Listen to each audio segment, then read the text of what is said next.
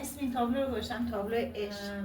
خیلی برام جالب بود که اینکه وقتی که یک انسان یک عشقی رو داره تجربه میکنه، اون سلولاش مثلا چه مدلی چه حسی وجود داره. تو ذهن خودم احساس کردم که یک چیزهایی از قلب عاشق اینجوری باید تشعشع پیدا کنه. خاطر همین اسم این تابلو رو گذاشتم تابلو عشق. خیلی دوستش دارم.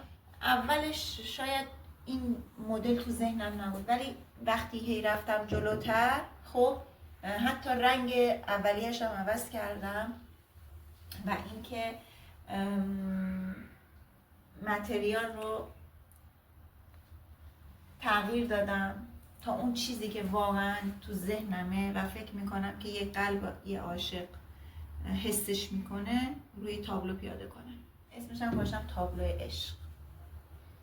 از نزدیک خیلی خوشگله، خاطر همینم این قلبش رو حالت برجسته درست کردم، بهش حجم دادم با سنگ. جاش هم حالت سایه روشن که متریال حاضر.